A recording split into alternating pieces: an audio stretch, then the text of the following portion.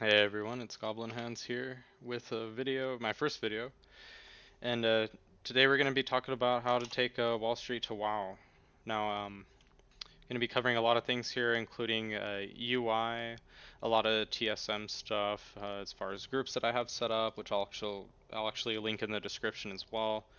Um, Also, my operations I'll also be linking in the description, along with different profiles that I have set up for just different specific things that I like to do in the auction house. Um, And really, that's mostly what it's about, is just the auction house. It's just, reselling, flipping, arbitrage, which we'll get into later. You can see, had some big losses here, but also had plenty of big winners, and just learned my lesson really fast. But the first thing we'll get into is just what you need and kind of how I have my UI set up, so we'll get into that right now. Okay, so first things first, I like to stick with the classic UI. All these little buttons that I have here don't have any sort of utility. It's just cosmetic reasons why I have them, to do different things like, wave, Thank uh, you. yeah, thank people, Wonderful. congratulate them. But these are actually things that have to do with TSM or just with the classic UI with bidding really quickly or confirming a bid, which we'll get into that. But again, very rarely used. But something that is used that I want to get into is, first thing you want to do is create a new window over here, and you want to name it trade, which I have for here. And what you want to do in the settings of the trade window is just to have whispers, Blizzard whispers for when you're doing personal trades, and then just having trade in the global channels right here. And then we also have a bank channel in my server, which I actually created this, but don't mind that. Everything else just leave unchecked. Um, Even make sure system messages are unchecked, channel just leave checked, but everything else leave unchecked. All this leave unchecked. So that's going to be our trade chat. Now another thing I like to do is to drag this out like I did right there, expand it and have it open over here. Maybe doing it a little bit smaller. And then just having this sit right here. Now this isn't going to be that useful for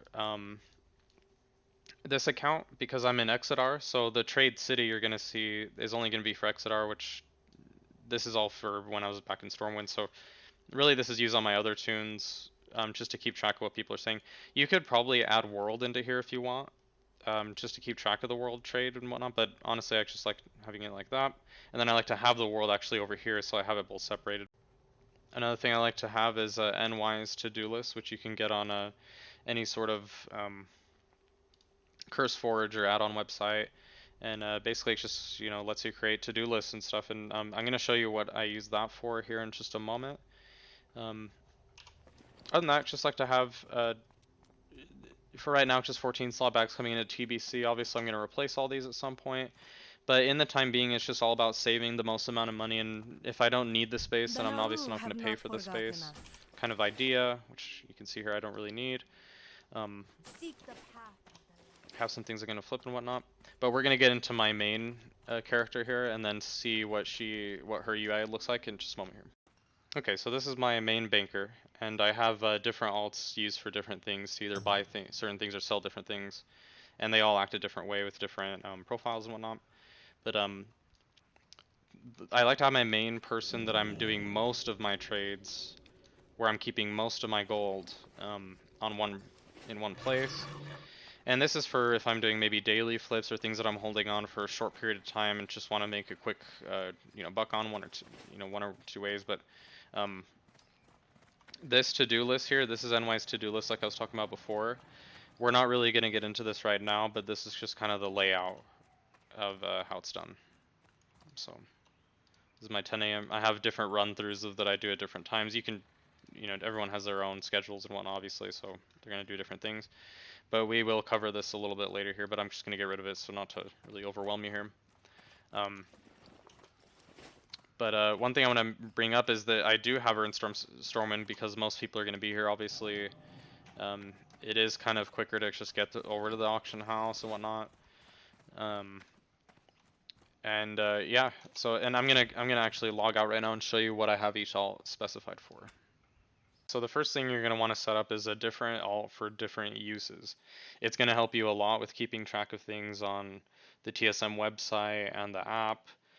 It's going to just save you a lot of headache when you're just wanting to have different spaces for different categories for things. But to make it easier here, what I do is I have my main that basically sits in Stormwind, does most of my purchases and selling.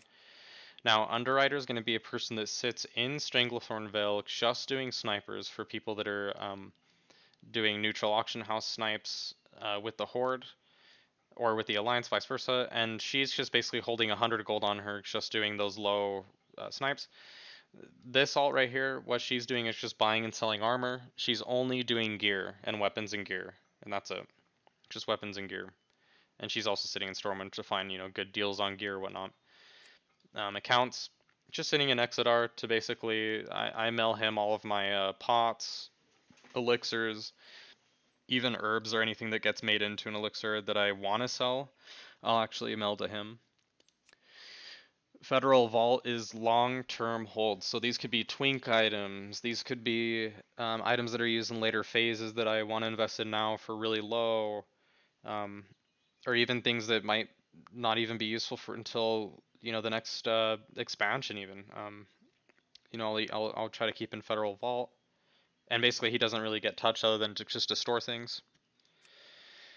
Tiger's Eye, she's basically just keeping tracks of all books, recipes, schematics, recipe drops, even vendor recipes. I'll just send to her and try to make a quick flip on those. That's literally her only purpose. I do have her leveled up to 30. I'm gonna level her up slightly more just to get her professions up, because I do not have max professions on all my people, but I am getting there. Rumbler's another good example of a person that I have where he's parked in the neutral auction house just to do snipes and whatnot, and he's just holding 100 gold. That's literally his purpose, is to be in Tenaris. Same thing with Dropshipper. Literally his purpose is to sit in Everspring to be the third neutral auction house sniper in case the other two get taken out. And of course, if you get slash whispers and whatnot from those people that you're sniping, obviously you act like you're a different person and whatnot, but we'll get into that. Rumbler's my main, actually leveling him. Alchemy maxed out, cooking maxed out, fishing maxed out, or getting there. Basically, I send everything to him to craft the potions. Now I do some farming with him. The whole point of him is to get to 70, to do the epic flying and just do the herb runs or dungeon runs or whatnot, whatever I can do to make a little bit of money off him. And then this is my last guy. All of the all of cloth items and all of my leather items will go to this person. Any kind of cloth mats or leather working mats will go to him, and he's just basically just selling that stuff. That's all he is. He's also a level 19 twink shadow priest, so that's also fun too. But so yeah, that's kind of a rundown of what each of these people are for. So I recommend obviously getting TSM, downloading the desktop app, assigning the desktop app to your realm, and making sure everything's up to date. And the way you do that is up here. It says it's synced up with my realm. You can sort by the last 7 days, which I'll do here. You can see I made about 12,000 resales in the last 7 days.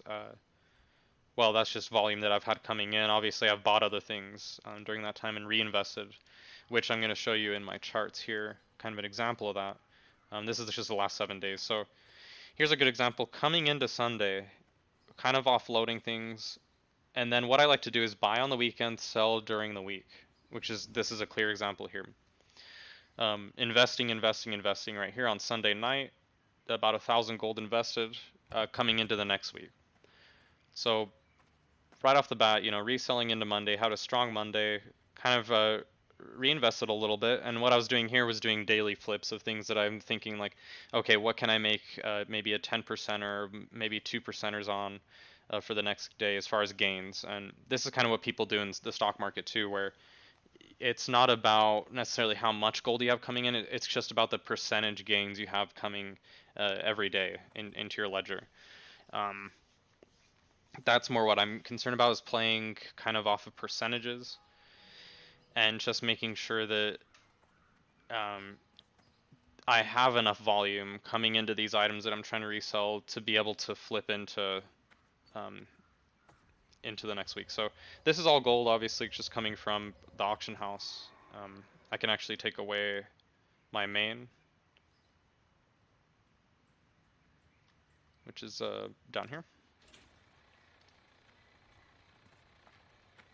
And so by doing this, I'm taking away my main because I don't want to know about any gold that he's farmed or he's made, because that's just the person that I'm leveling.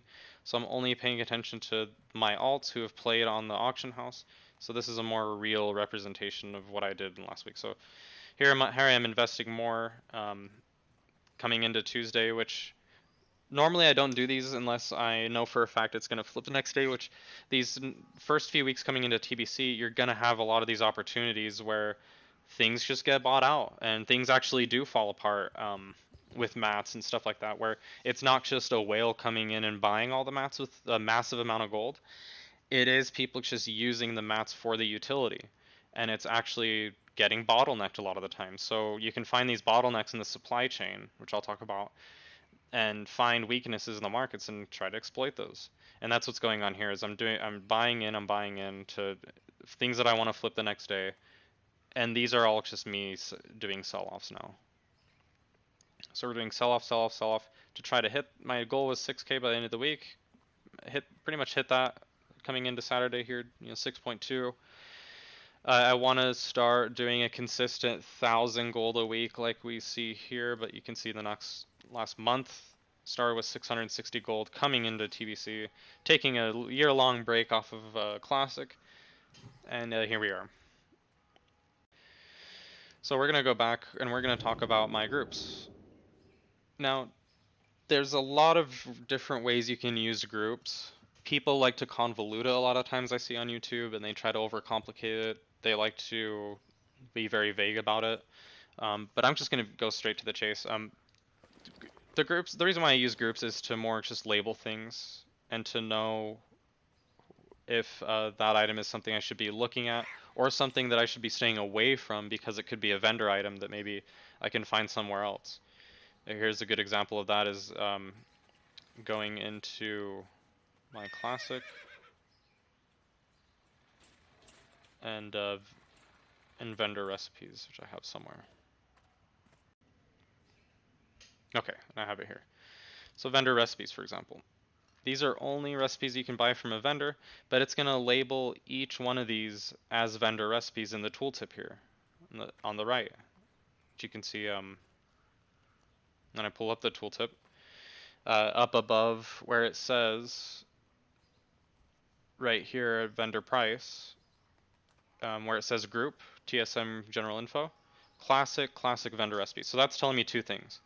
It's telling me it's grouped into classic, which means it's coming from old content pre-TBC, and it's also a vendor recipe. So that's basically telling me, well, you can look for a classic vendor to find that recipe. Now, here's some other groups that I kind of personally made, just like small investment groups for pre-TBC. Best in slot gear from 50 to 60. This is also a classic group, which I have in the parent group right here. And these are all the child groups. And then I have alchemy products, blacksmithing products, cooking needs, drop group. These are just general things that drop in Classic that are used by people, and specifically in Classic. A lot of these are probably not worth a lot anymore, or even worth getting into. But for example, labeling something 29 twink is useful for knowing if it's a twink item for 29. Knowing if something's a 19 twink, that's also helpful too. Knowing if something's a shaman best in slot, or if it's a bear form best in slot, or if it's a boomkin best in slot, or cat best in slot. Armor that's just sought after in general that has utility for raids and things like that. Also another group that I put in because I don't know everything about this game.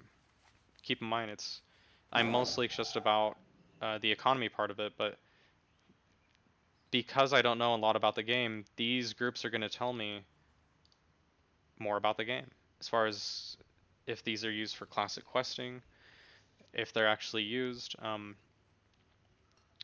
A big thing I like to go off of is the tooltip as well of TSM when you're looking at these things, which I'll get into as well. But we're going to talk about that actually next, which I will get into right now. And a way that you find a lot of these groups is by going onto the TSM website and looking up the groups that other people have made. Um, so, for example, on the best in slot mats and the best in slot boomkin and things like that, um, I trust other people's judgment enough to keep it as a group and to put it in my groups. But that's where you can find it, is the TSM website. Okay, so we're in tooltip settings. So what you're gonna do is you're gonna open up your TSM. You're gonna go to settings over here, and you're gonna go to tooltip settings. And you're gonna enable tooltip, embed tooltip. You can have, if you like a different price format, you can do that, but I like that. Um, Biggest thing I like is just to have group name. I don't like having any of the operations put in. Other people are picky about that. I don't really like using the operations that much anyway, but they are very, very useful. But here's the values that I like to go with. Disenchant value. It's going to tell you right here what it disenchants for, mill, what it's going to deconstruct for, prospect, transform. I like to have those things just handy. Um, I don't have a lot of alts that are able to do these things, but it does kind of give you an idea of if something is undervalued. So if something's actually just overall just undervalued, you could probably try buying that item and flipping it for something better. Vendor buy price and sell price. This is just a no-brainer because obviously you can find things in the auction house that can sell maybe a penny or more for a vendor than what's going to be listed on the auction house. You're going to go after those items. Um, the vendor sell price is just going to tell you if a vendor sells the item. Very important as well, because sometimes I can miss things that are in my groups that don't say vendor, but they're actually from a vendor. So the vendor sell price will tell you that the vendor sells it.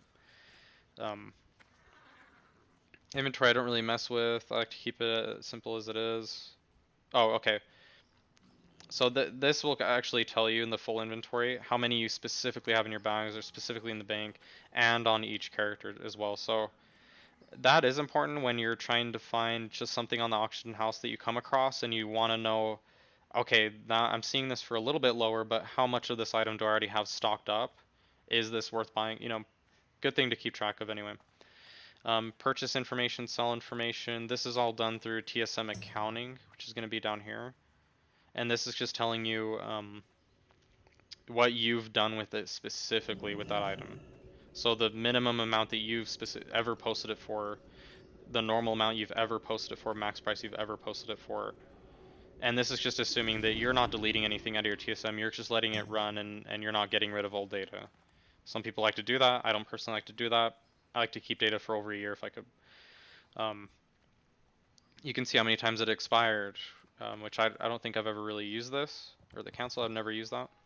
Minimum buyout, it's just the minimum of what the item's getting listed at right now, which would be right here. Or excuse me, that'd be right here, minimum buyout. That's just basically what it's the cheapest item right now. Keep in mind this could be not updated in the last couple hours. Sometimes it could be an hour and a half, 3 hours late on that minimum buyout. So only pay attention lightly with that. It does kind of give you a good idea of what people are thinking the fair value is. Market value is more or less fair value for that item.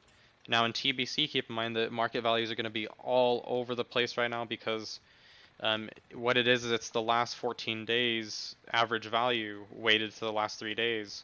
So it is keeping in mind the last 3 days, but what it's not doing is really, it's not keeping track of months and months of this data where we can actually get a fair market value on something that we would, like with, for example, a classic item like linen cloth, soul cloth, huge emerald.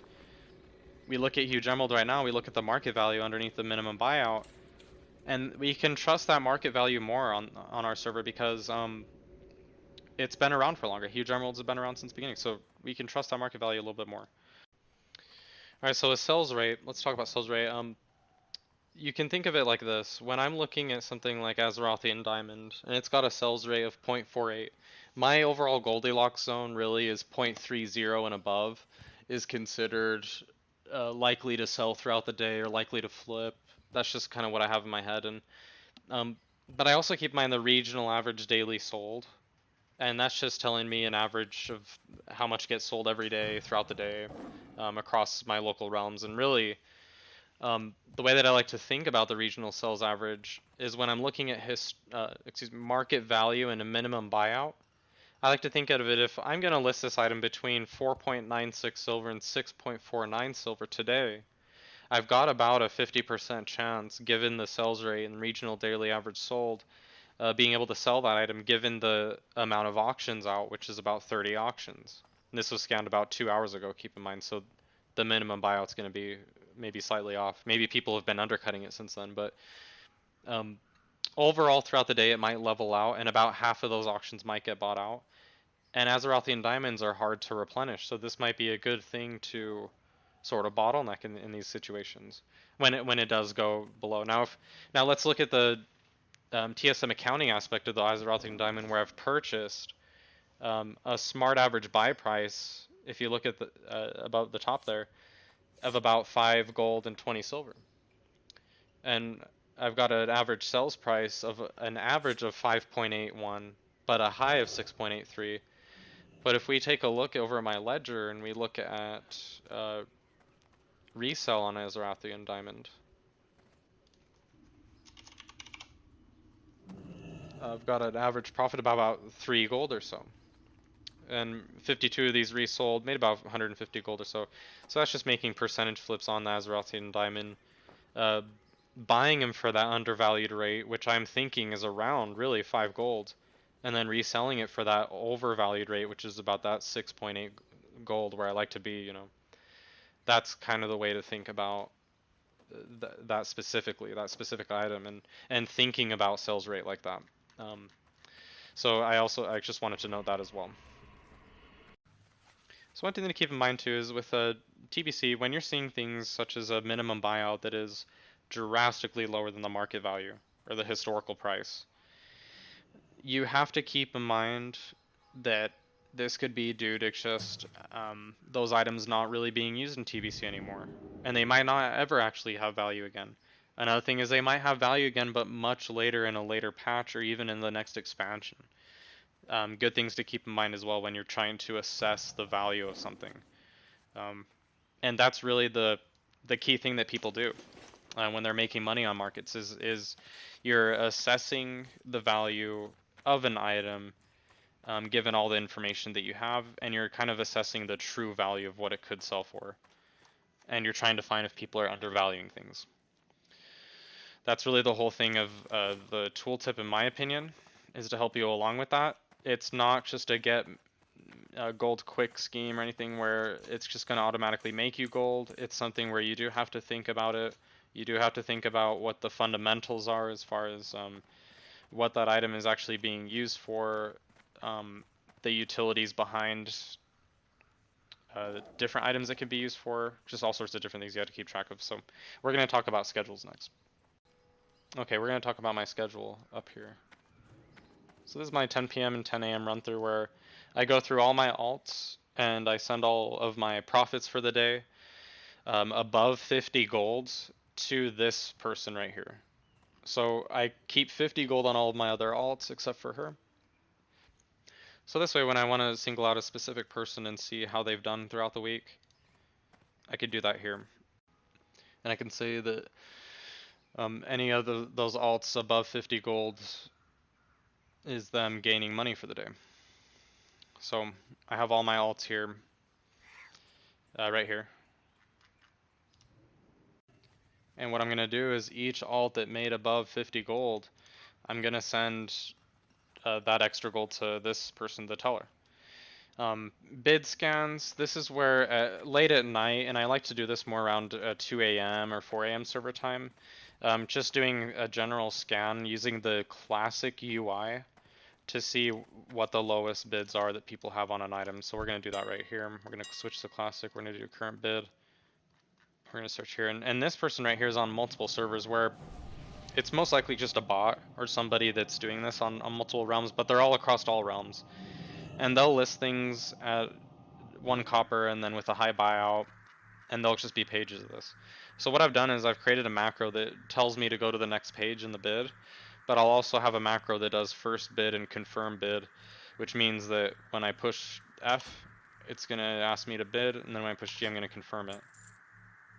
And I can do that here, do that here, do that here, and so on and so forth. And say I want to switch to the next page, I just push T. I got a macro for that. And we're just going to skip this. We're going to basically blacklist this person. And we're just going to look for other people that have lower bids that might not be necessarily paying attention. So we're going to kind of look through here.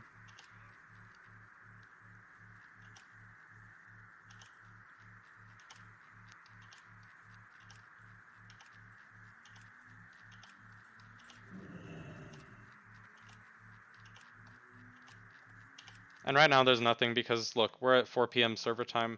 This is what's called prime time in most servers, which is where you have the most people buying and posting, the most volume coming in and out. So it's not a good time to do a bid scan during the day. Cancel scans, however, you can do kind of during the day. It depends on really what items you're posting.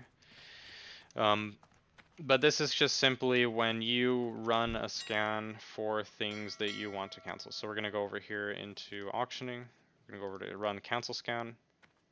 And it's just going to run everything and see if I've been undercut or not. And if I have been undercut, it's going to flag it. But things to keep in mind with a cancel scan that a lot of people don't explain is that when you're looking at these, one of the things to pay attention to is to see the duration. And if maybe you've just listed the item, you may want to kind of level these. It's kind of like being on a boat where you kind of want the boat to level itself out, and you might catch a few of these, coming into the next waves of buyers, So that's the way I like to think about it. I've been undercut severely, as you can see on Thoriumore, so I'm probably going to end up canceling these, even though I have a long buyout, and it is coming into the weekend, so I'm actually going to do that right now. We're coming into Saturday. Thoriumore is drilling down. It's going to be undercut. Now, quest items. These I'm generally not going to cancel because generally, if you look at the sell average daily sold 98, we only got 59 auctions out. Of those 59 auctions, there's probably stacks in between those, but I'm going to assume that we're actually going through a little bit of a lack of supply on those coins, and these don't really sell that often anyway, and they're not really expensive to post. So I'm actually going to skip these and not cancel any of those. The DP joke, kind of same thing. I'm going to skip all of these because even though I've been undercut by somebody, I'm still going to wait this one out because we're going to have a lot of buyers today. And we're already close to my threshold, which basically if these go past a gold, I want to sell it. That's kind of my rule that I have in my head because I bought these around 71 cents average. So I'm going to keep these on the auction house given that they do have a very high sales rate of 0.60, which is double my threshold of 0.30, which I'm happy with. I'm very confident these are going to sell by the end of the day. If not, maybe half of those will sell by the end of the day, so I'm very confident on those. I'm saving that. Abyssal Crest Quest, I'm saving that. This is just a save because so few get sold. It's almost a joke to even list this in the first place, but given how little I bought it, at 1 cent, or 1 silver, this is going to net me a huge return if I actually do end up selling it. I might actually severely undercut these people just because of my given average price, so I'm going to skip this. Skipping Lesser Nether Essence because of the same, or excuse me, Lesser Astral Essence because of the same reasons as before. There's just a lot of volume coming into these things. Savage Frond, a lot of volume coming into it at this 42 silver price that I'm just going to go ahead and skip past these. Golden Pearl, same thing. Gerbashi coins, same thing. These coins. Now this is interesting here. What I did with these mature sports sacks is I saw that we only had about, at the time that I bought these, we only had about 40 auctions or so out, and they're all singles, and most of them were sitting at about 43 silver, as you can see my minimum, average, and maximum price that I bought. And I noticed that these could easily flip given the historical price and market value in the past 2 weeks for 25% or so more than what they're worth now, up to 60 silver, 66 silver even. So that's what I tried to do is I just tried relisting for 20 silver more each one. And given again the average daily sold of 20, given the sales rate of 0.32, which again, it's barely above my threshold of 0.30. I'm fairly confident that I'm at least going to be able to flip some of these, and if not, given the sales rate, I'm okay with bag holding these as well. So if I end up not selling these, I'm okay with bag holding these in my inventory for as long as I need to eventually sell for that 20 silver, the 20 silver gain. Because here's the other thing to keep in mind with these reputation items, is some of them don't have posting fees when you're actually going on the auction house and posting them. So these aren't going to really cost me anything to have to keep posting them if I do keep, getting undercut, but I'm going to keep skipping these. Um, I'm skipping these because I haven't been undercut, and now we're on auctions that I haven't been undercut on at all. Which, there's no reason to cancel, obviously, if you haven't been undercut, right? So that's going to complete our cancel scan, but I would normally do that at the end of the day. Market reset scans. We're going to talk about this next. So market reset scans. What this means right here, market reset scans, is that I'm doing my shopping for the day. I'm doing my browsing for the day. Now these are groups that I've already had set up. So maybe if people have been talking about certain things, or if I think that something's going to go up during the next week, I'll start shopping for it here. So say I want to start looking at reputation items coming into the week. This will just do a general browse search for everything that I have in that group.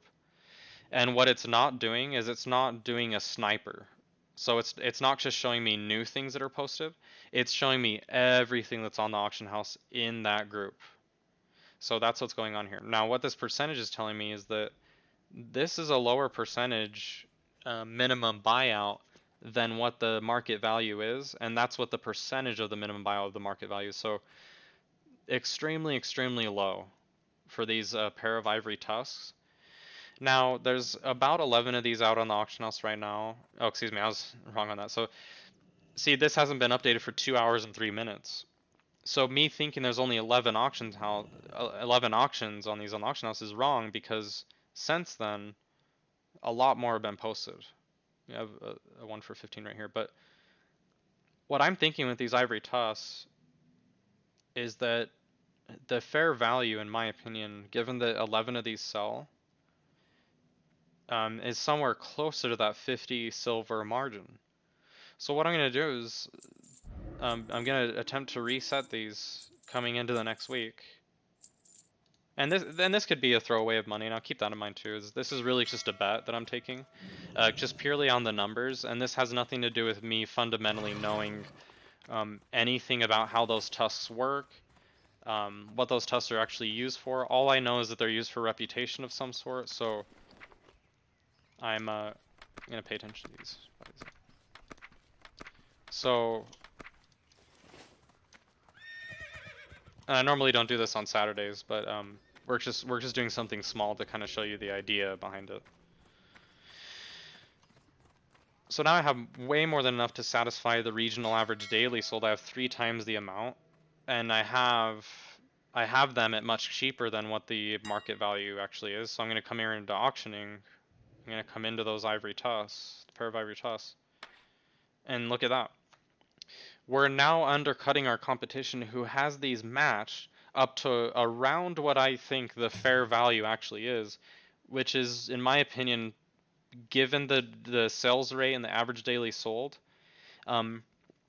it's going to be higher than at least 42 silver. So I'm very confident on this 54 silver price, and I'm going to go ahead and post a little bit more than what the average daily sold is. So that would just be 11 to satisfy, I mean, the perceived supply, or the perceived demand, excuse me. So I've over met the supply for that perceived demand. We don't know what the demand actually is for these, obviously, because who knows. But here I am now, undercutting by 4 copper, which that's my lucky number for undercutting. I don't like to do 1 copper or 3. I like to just do 4 copper. I don't know why. It just tends to take things a little bit further down to where people think it's more of a discount. It's all psychology. Everyone has their own preferences, but anyway, that's what I do. So we're gonna wait throughout the week to kind of sell these off here and there. But even if I were to sell these off at at 23 silver, which is my maximum price bought. My average price is still 11 silver. So even if I were to sell these for half of what now the minimum buyout is, I would still be making gains throughout the week. And those are also 2x gains as well on that particular item. So that's just, I mean, a really run of the mill market reset example of or excuse me, example of a market reset scan. Um, just a really basic way of running it down. You can get so complex with it where you can do a full on best in slot mats and best in slot designs and look for uh, deals here and there, you know, for all these. You see some of these designs selling for hundreds, thousands of gold. Um, very risky flips on here. I've seen people do them. Me personally, I don't feel like I'm experienced enough to really feel confident in knowing what the true value of these things are, even given the numbers. But you know, it is what it is. So that's kind of a basic idea of what a market reset scan would entail. But now we're going to go on to sniping. What if I wanted to see everything that's under regional market average, maybe has a high sales rate, um, has a low minimum buyout, but is put into a specific group that I'm looking at that I want to find in that group. So it's basically me wanting to find good deals, you know. So I have multiple profiles for this. I have a good deals profile set up just to snipe. And if we go into the good deals operation, if we go into my sniper operations in good deals snipe geek that I've set up, this is a group, excuse me, this is a sniper operation that I've kind of tweaked around a little bit here to meet the needs of a high population server um, that is playing on TBC Classic specifically, so it keeps into account the classic gold ranges and the thresholds and whatnot, combined with the vendor cell, anything that's under a copper under vendor cell, combined with other factors too. Combined with these groups too. So now I've put specific groups that I want to look for um, in this sniper that's just gonna label those things as those things as they pop up. So now, if I want to actually utilize that sniper inside of this profile, I just go to sniper, I hit run buyout sniper. Now what's showing me? Now what this is doing that's different from vendor sniper is it's actually showing me brand new every 15 seconds, brand new auctions that are being listed by people. I'm not sure what the refresh rate actually is, but it's basically just showing me newer auctions that keep getting listed that people might be making mistakes on, maybe undervaluing things. So here's a good example of something that we would want to stay away from. This would be called a sniper trap. That's what I would name it, because here you have a 35% mark. It's under market value, sure, but let's go look at rigid golden draenites for a minute.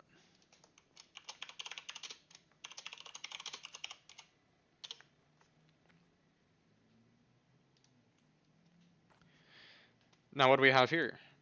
Well, what we have is just a flood of all of this supply. But where's the demand? Well, it's nowhere to be found, because when you look at 80 auctions up and you see that the sales rate, even though it's a decent sales rate, the only reason why that is because only 8 of these regionally get sold a day. So it's got a horrible sales average, average daily sold, excuse me. This would be a trap because, hey, you look at a regional sales rate, oh, 0.4, that's above, you know, that's a pretty good percentage. But that's keeping in mind that's the percent that it'll likely get sold somewhere between the market value price and the minimum buyout as of today in the next 24 hours, let's just say. If only 8 of these are going to get sold throughout the day, and we have people that are whales that are posting 10, 10, 12, 12, 9 of these at a time, well, if you try to go ahead and try to reset these 36 percenters, and you try to buy all these out, say I want to make a few silver here and there, well, what's going to happen to you is these wells are going to come through and just mow you down, because you can get undercut so quickly with so much liquidity with these people have this item that it's a trap.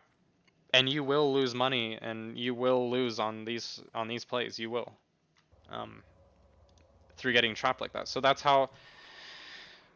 where the thinking comes into play, because even though I have these parameters set up to look for good deals, they're not always good deals. So just keep that in mind. We got other things popping up here soon. So we're coming into the weekend. Fell Iron Ore. I know that we're coming into the weekend, and it's the second week of TBC and whatnot. So obviously these sort of TBC related farmed mats are going to start drilling down this weekend, where we have this 98 silver buyout when the regional market, or when the market value is usually 25% more than that. So this is another trap where, yes, we have 567 of these average being daily sold a day with an 80.84% sells rate. Well, that's beautiful, right? But then if we go and look at fell iron ores, this might actually be 1 gold per fell iron ore might actually be fair value. Now let's take a look. This might be considerable. This would be something that it would be low enough for me to bid on, but not buy out at 88 silver, just because this is a bid too.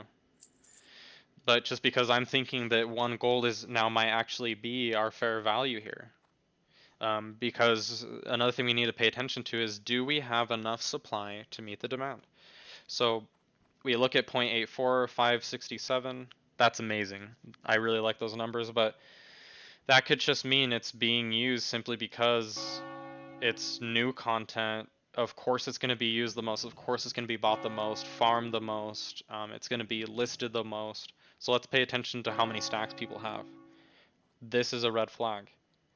15 stacks of 20. 3 stacks of 20. 3 stacks of 20. 3 stacks of 20. 3 stacks of 20. 7 stacks of 20. 5 stacks of 20. Really important to pay attention to, because this is kind of telling us our volume.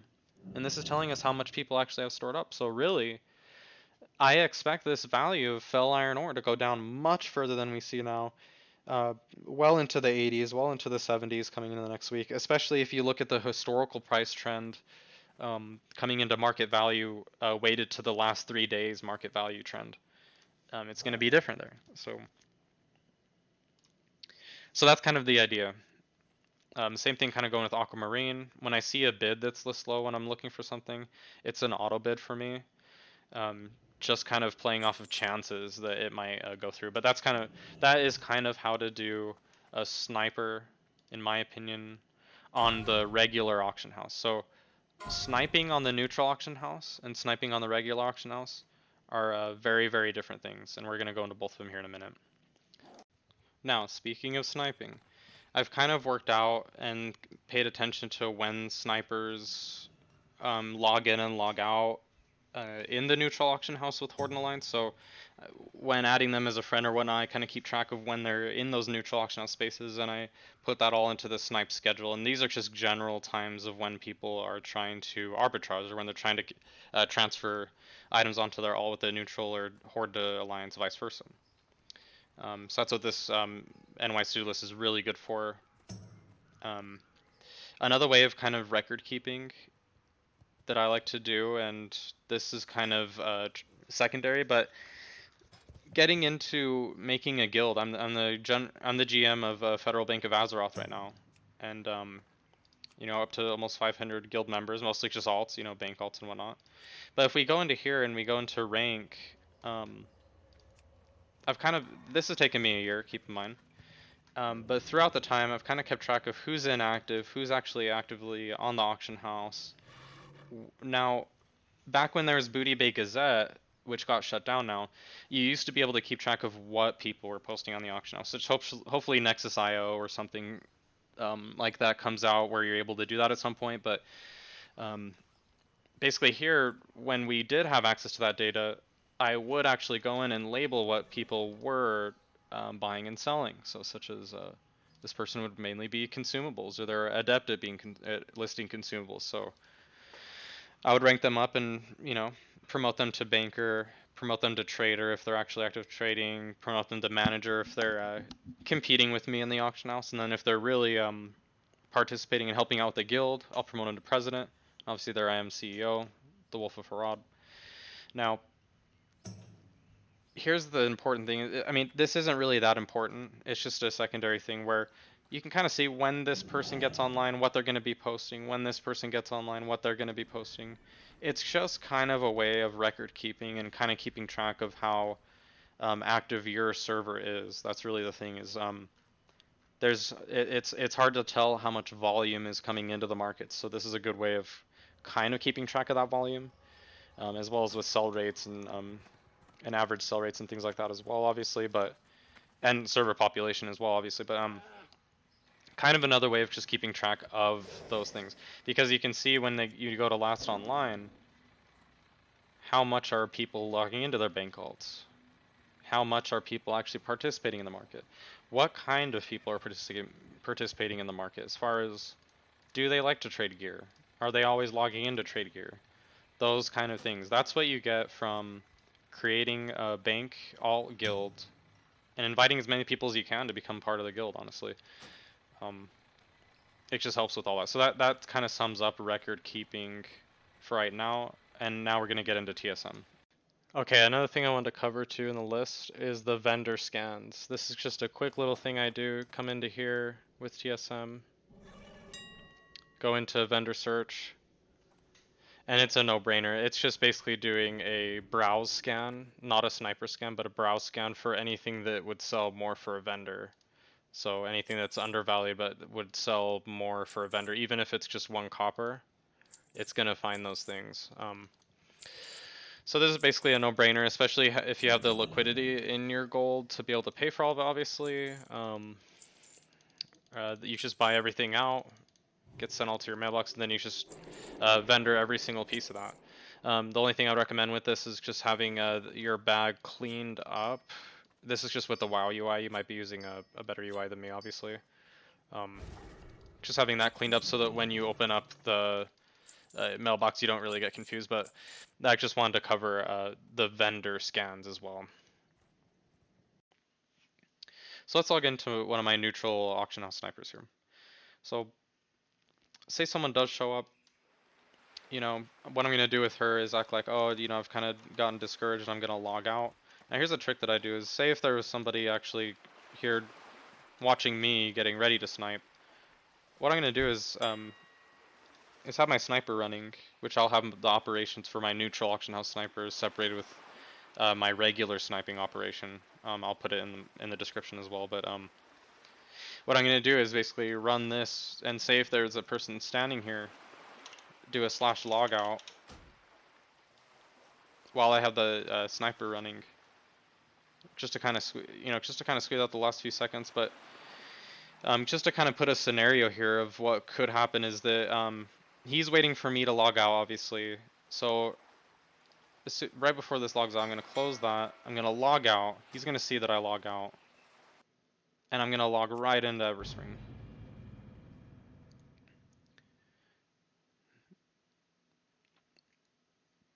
And hopefully you do this fast enough where it's not going to take this long to load, obviously. But here we go. And then I'm going to snipe him out here. He's not going to notice anything.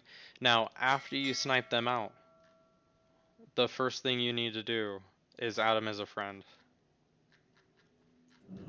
You add him as a friend so that when you see they're online, you can see when that happens. Get on here. Whenever they come online, you look at their location, you know. And that's basically, you know, how to be the biggest degenerate on the neutral auction house, basically summed up. But hey, time is money, friend. Alright, so let's jump back into neutral auction house sniping. So first thing I like to do on the neutral auction house is switch over to classic UI, go into current bid, and just take a look at the bid to buyout comparisons on these. So that's going to be over here, and just seeing if there is any percentages I might be able to snag up. Now, things like pets, I already have 2 of these cockroaches saved up that I paid a gold for. Horrible sales rate, horrible average daily sold, but it's just something that I have stocked up on one of my alts just to kind of see if I might be able to get away with someday. Not a big investment at all, obviously. These, same thing, I paid about a couple gold for those way back in the day. I'm not big on pets, that's what I started with, but I'm not big on pets. I'm much bigger um, on mats coming in and out of neutral auction house. So we take a look at Mage Weave Cloth, and for whatever reason, it's obviously listed for more than market value. It's listed for more than historical. It's listed for more than regional sales average. But what it's not listed more there is the minimum buyout that's currently on the Alliance auction house. So this could be potentially another trap, where you buy this out thinking, oh, I'm gonna 2x on this. I'm gonna make 10 gold out this stack. But what you don't realize is that it's just being manipulated on the Alliance side, and that 52 silver per Mage Weave Cloth isn't actually fair value, especially if you've been paying attention for the last couple weeks. Now it could be. It could be, and maybe it is climbing. But again, we would have to look at things like the liquidity or the amount coming in to the auction house and things like that. Same thing with those. Same thing with a lot of these Assassin's Blades. These are just twink items to maybe invest in the future, but overpriced twink items right now. If I could get these for maybe 100 golds, I would probably focus on that. I'd probably focus on getting these around 100 gold, but just what I like to do. Now we get into sniping. Add all the people who transfer stuff as a friend. Add all the people who transfer stuff as a friend. Anyone that you see that you can add as a friend who's coming here to transfer stuff, you add them. And it's people that you've already bought out of before. So here's a good example of something that's happening. So I am running my neutral auction house sniper, which has a different operation than my regular sniper. And this thing is popping up because it's meeting my threshold of my maximums. But I'm not gonna get into this item particular because it is gear. It is level 50 gear, which isn't really that popular anymore, and it's got a terrible regional sales rate, and the pricing on it, the historical price and everything, is all over the place. And I don't think I'll even be able to flip this for even 2 gold. The disenchant value is 2 gold and 60 cents. I mean, that's the only reason why in the world that someone would actually buy that for me in the regular auction house. So we're going to basically ignore that. Well, normally you'd ignore it here, but you're ignoring that. But why did this pop up in my neutral auction house sniper? Well, it's because I set up my neutral auction house sniper to catch a lot of things and to have a bigger net, which is my wolf profile here. And I'll go into here. And that's what this is right here. Excuse me. This is. So this is to catch a bigger net. It's to see if people are trying to get away with transferring something for even 50% lower than market average. That'll also pop up in the sniper, because you'll have people that obviously will list things for 1 copper that get sniped out, but then they'll try to get around you by listing things for 25% lower than regional average, 50% lower, 30% lower. So here we have somebody that might be trying to list something. They're probably just doing it for personal gain reasons. So what we're going to do is /logout. But we're keeping the sniper running. We're keeping our hand right here. And I've already got 2 of these keybinds, Q and E, ready to push if I want to snipe this out. Keeping an eye on what they're doing. We're keeping an eye on them. Obviously you can't add a horde as a friend. If I could, I would. And we're keeping even closer eye by going into a different place entirely. And then just running the bid sniper, or excuse me, the buyout sniper. All of my neutral auction house people have the exact same operation set up. And as you can see, we already have somebody potentially sniping right now doing the same thing, where they're just running this. And they're just waiting for someone to pop up, and then they'll hit their keybind and they'll buy it. The question is with everybody, do they have the right operations? Do they have the right operations? Do they have a big enough net to be able to catch everything? That's really where you try to outsmart other people. Usually it's just a matter of who's quicker, who can click it quicker, obviously. You can get ganked, but that's why I have 3 different people, so that if you do get ganked, you can just hop over into the Daenerys. Um, and I don't think these people are going to be using the snipe. I don't think those people are going to be using the neutral auction house for sniping or for transferring. And we're going to log back into my Booty Bay alt. And as you can see, I don't believe that they were actually using the neutral auction house for anything. He is a high level undead. But I don't think he's actually going to care. So, that is how you neutral auction house snipe. Obviously, you have different schedules. You pay attention to when people are logging in and out off of line. You pay attention to what zone they're in, and that kind of sums that up. Now let's get into the industry side of things. I guess we can call it is the only industry that I'm actually working in. You could say is alchemy, and that is where a lot of gains can be made, but a lot of losses can be made, and people can lose their ass. So let's talk about it. I've favorited all the patterns that get used in TBC as far as I have learned so far. I don't have all the patterns. As you can see, I'm not even maxed out on alchemy. Nonetheless, I'm going to teach you how to kind of read this TSM layout here. So this little percentage is telling me how much is the daily daily average rate sold, or excuse me, regional sales rate.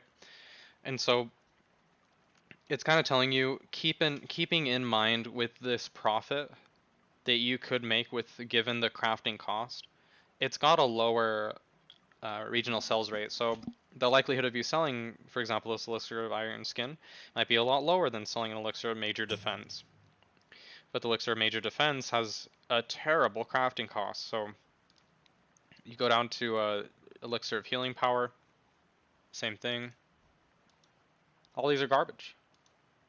I mean, really, anything that's red in the profit, if it's lower than 10 silver, I'm not looking at it. 10 silver, the reason why I say if it does show negative 10 silver, I'll still look at it because it could mean that simply because of the minimum buyout on whatever item that they have, it's skewing the actual profits of each one of these potions. So keep that in mind. A lot of these numbers can be really, really skewed from what it really is, but it is giving you a very general idea of what's going on, which is good. Like this, for example, if I were to transmute Primal Earth into life, my chances of selling that, extremely high at the current minimum buyout or market average. And that would be selling it at a 6 gold profit average.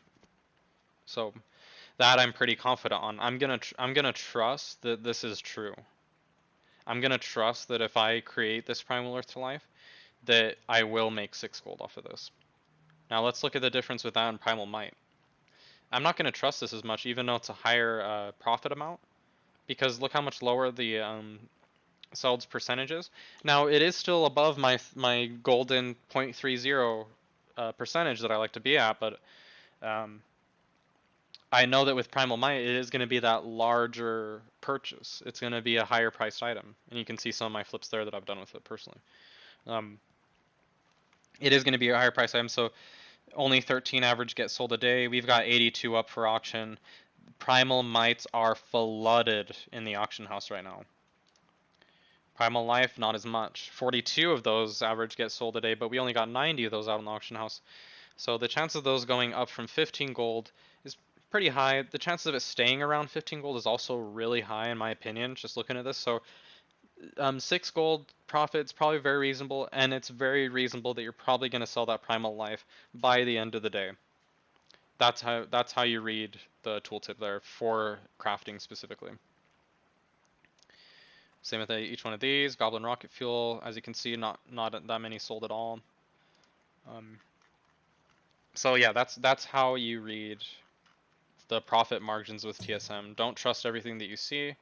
Get into the use cases behind things. Get into kind of what people are talking about using, why people are using certain things. I've been talking. A lot of people are talking about free action potions right now.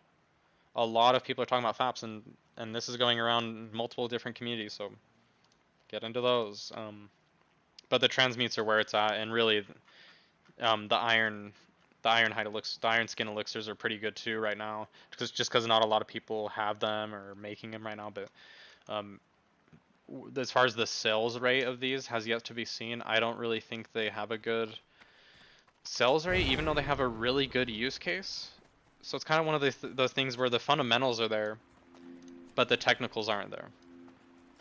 So if we were to look at the technicals of Elixir of Iron Skin, we would see that it's probably a really flat chart, because you can look up the charts on Nexus.io, where if you go to your realm on Nexus.io, you type in Elixir of Iron Skin, and it will show you in the past 14 days and the last 7 days the heat map of how often it gets sold, posted and sold, the pricing versus how much quantity are being listed. And I guarantee if you look at this chart, it's probably going to be a sideways chart, not really going anywhere.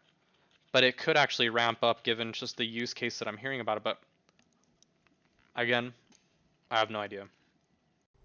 Alright guys, so we're going to finish up with how I like to post things just in general. Later on I'm going to make videos covering in detail each one of those sections that I went over. I kind of just blasted everything all at once today and didn't really do a lot of editing, and everything was just really off the top of my head. So I apologize for everything if it was kind of convoluted or maybe all over the place, but that was kind of the whole point of the video, is just to make it just a quick run through of everything as quick as I could. But I do promise I'll spend more time covering each topic specifically, as far as each one of those things on that checklist that I had on my main. But we're gonna go through kind of the psychology of posting. So when I'm auctioning something, usually at 10 a.m., 10 p.m. I don't know why, I just like to choose those times. And this is my local time that I like to do this.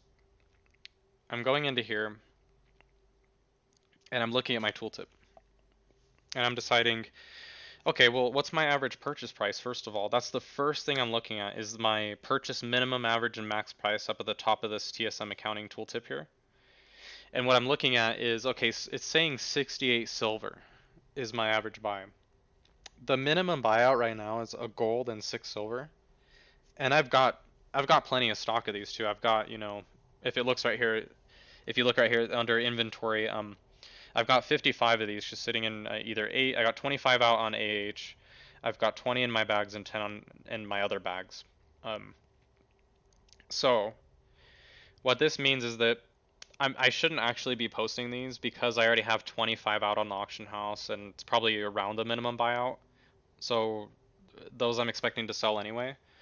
But I'm not going to post these because of that, because I'm catching myself right here, and I'm saying, okay, even though I have a smart average buy price of 68 silver, I've already have too many on the auction house, and that we've already have a regional average daily sold of 40.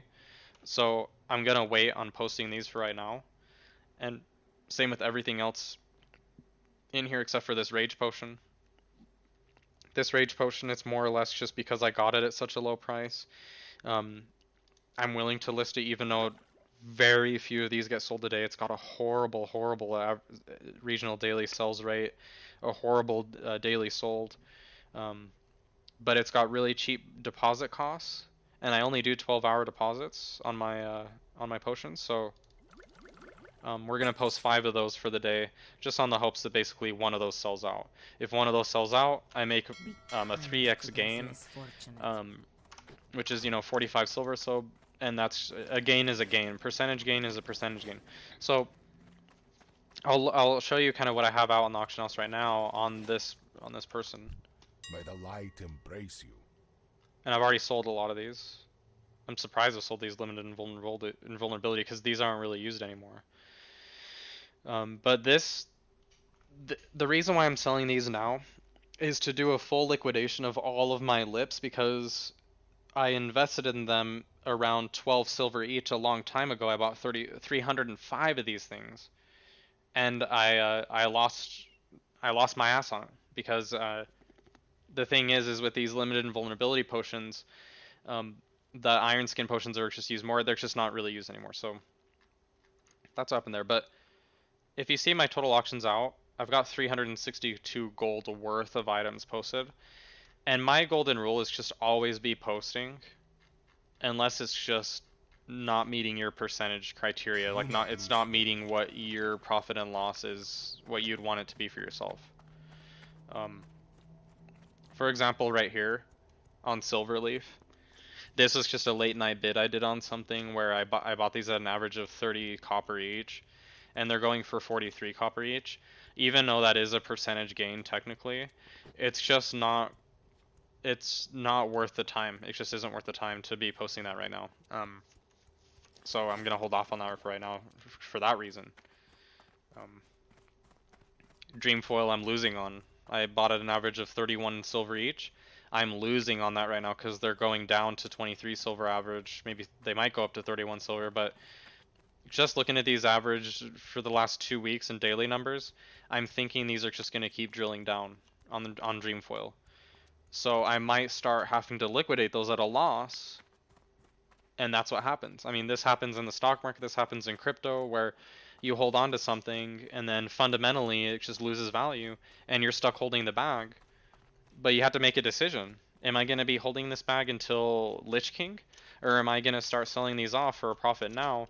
Or are these Dreamfoil at some point going to be worth more than they are right now even, and might actually go above my my smart buy price? These are questions that are really questions that need to go on with each one of my items that I bought in Classic. And they should be questions you should be asking yourself with every item you have in your inventory. You know, if is it worth a hold? Is it a sell?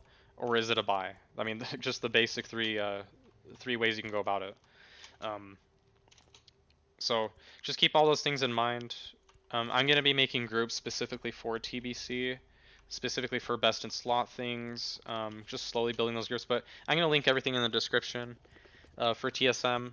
Again, this is just kind of a blast. It's just kind of a run through of everything. Just not really a organized way of doing it. But hope you guys like the video, and have a good one. Take care. Alright guys, well thanks so much for tuning in. It was definitely fun making this video. I know I may have just been all over the place, may have skipped over some things here and there in this video, but I'm definitely going to be making more content, kind of getting more organized with everything as we go forward.